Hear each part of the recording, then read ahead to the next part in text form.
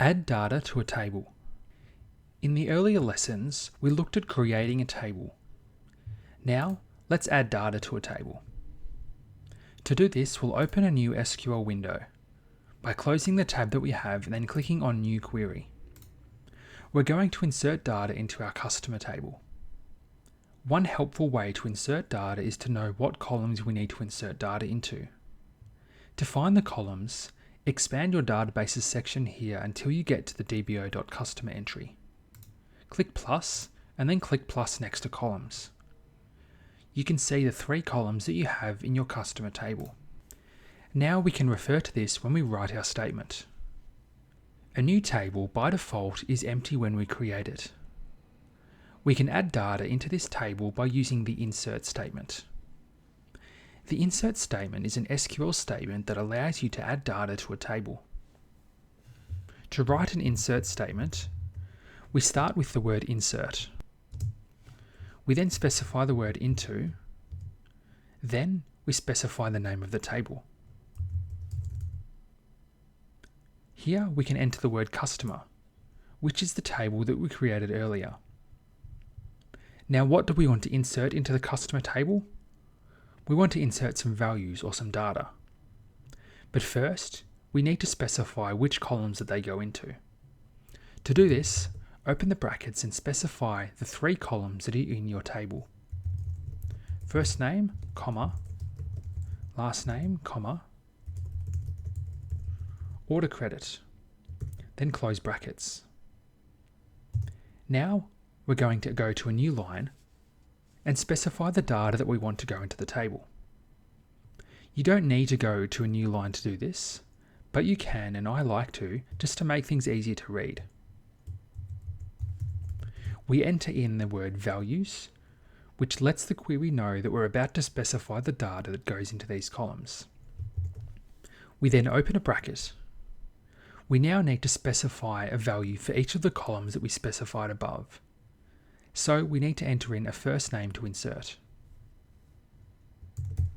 We'll enter in the name John. However, we need to treat this a little differently. So far, we've just entered in words which SQL recognizes, such as insert into and create table. We've also specified table names and column names.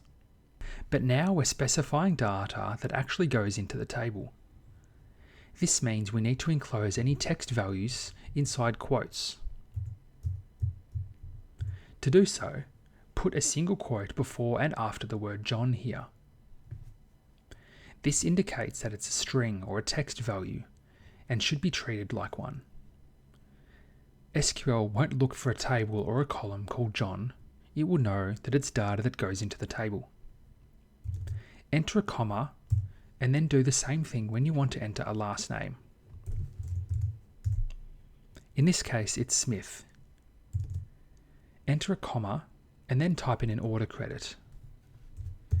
In this example, we'll enter in 50 for an order credit.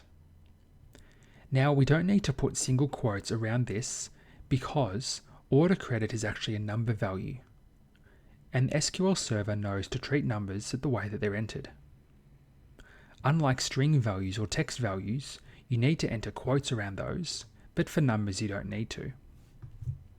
Finally, close the brackets and then enter a semicolon. You should be able to click the Execute button now to run the query. In the Messages section at the bottom, it says 1 row affected.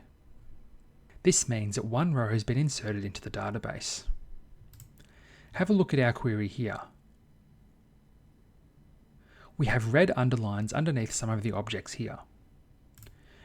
Normally, that means that there's an error in your query. It could be because the customer table is not found, but we know it exists because we just created it. Let's try entering the letters DBO before it. DBO is a schema. This is a collection of tables on the database, and it's the area or the space where your customer table was created. We can see that it still shows an error.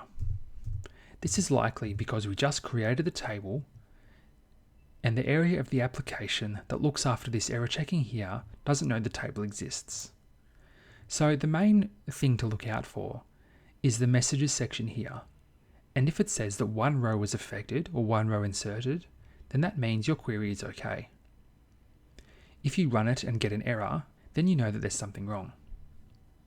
For example, if I delete a character off the end of the first name column here and just call it first name and try to run the query, I'll get an error that says invalid column name first name. This is an error that you've got when running the query, so you'll need to look back at your query here and make sure that the column names are correct. So earlier, the row was inserted into the table successfully. We know that it's there, and we'll see it in the next lesson. Let's add in another row into the table.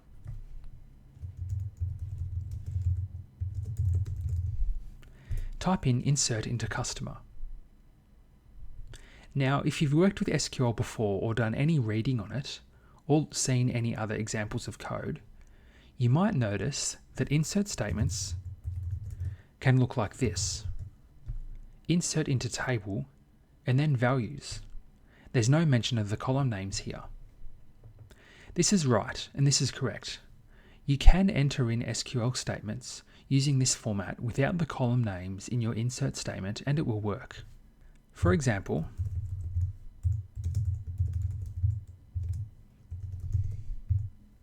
a statement like this will work. We insert values into the customer table here.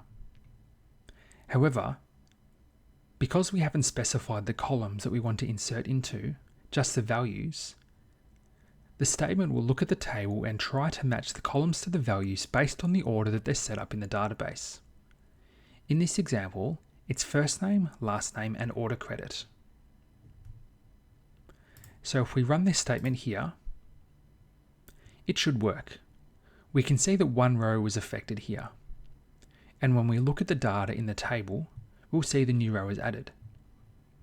However, this method is quite volatile and quite risky, because if a column is removed or a new one is added, or for some reason the order of the columns in the database is redefined, then this statement will break. It's better to specify the actual column names in your insert statement when you insert data. It also helps with readability, because you can see which columns match to which data. In this example here, we can guess that Sarah is the first name, but we're not 100% sure. So in this video, we've inserted a few rows into our table.